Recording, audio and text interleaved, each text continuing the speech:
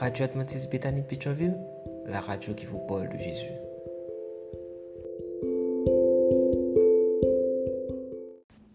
La vigile matinale provient de l'œuvre de Monica Diaz, Méditation quotidienne au féminin.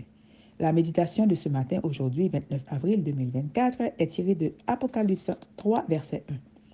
Je connais tes œuvres, tu as le renom d'être vivant, mais tu es mort. Êtes-vous sûr de ne pas être perdu? Page 128.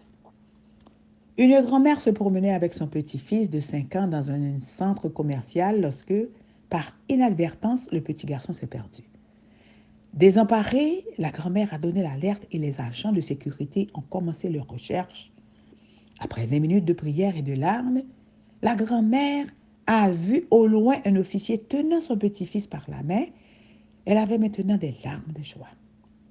Quand ils se sont retrouvés et que le petit garçon a vu ses larmes, il lui a demandé « Pourquoi pleures-tu, grand-mère?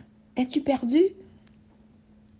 Être perdu sans le savoir, comme cela est arrivé au petit garçon de notre histoire, est une chose qui peut nous arriver aussi, car il y a deux façons d'être perdu. En dehors de l'Église, comme le fils prodigue, ou à l'intérieur de l'Église, comme la brebis et la pièce de monnaie perdue. À l'intérieur de l'Église, il peut arriver que, sachant que nous sommes perdus, nous ne sachions pas comment revenir parce que nous comprenons l'Évangile avec notre tête, mais que nos œuvres nient son efficacité. Il peut aussi arriver que nous ne nous rendions même pas compte que nous sommes perdus parce que nos bonnes œuvres nous semblent être une preuve de salut. Rappelez-vous le cas du jeune homme riche. C'est pour cette raison que le légalisme est une façon dangereuse de vivre la religion, car il nous fait croire que nous sommes bien parce que nous faisons ce qui plaît à Dieu, mais nous le faisons pour de mauvaises raisons. C'est pourquoi il dit encore cette parabole. Pour certaines personnes qui se persuadaient d'être justes et qui méprisaient les autres, il s'agissait des pharisiens qui pensaient être dignes du ciel parce qu'ils faisaient de bonnes œuvres, comme jeûner, verser la dîme, ne pas voler ou ne pas commettre d'adultère. Mais c'est justement leurs bonnes œuvres qui les empêchaient de se rendre compte qu'ils étaient perdus, car elles les entraînaient dans l'auto-illusion d'une complaisance orgueilleuse.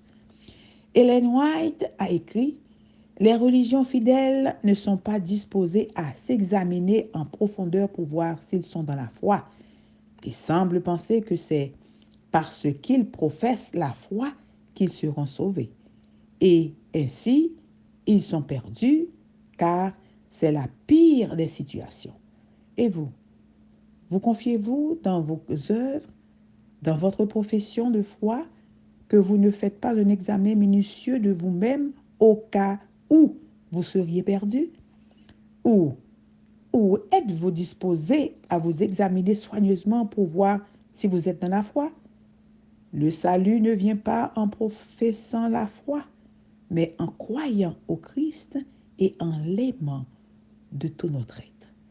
Le salut ne vient pas en professant la foi, mais en croyant au Christ et en l'aimant de tout notre être. Amen, amen, amen. Êtes-vous sûr de ne pas être perdu? Que Dieu vous bénisse. Bonne journée. D'autres émissions aussi intéressantes sont aussi disponibles sur notre site radioadventistebethany.com et aussi sur toutes les plateformes de podcast.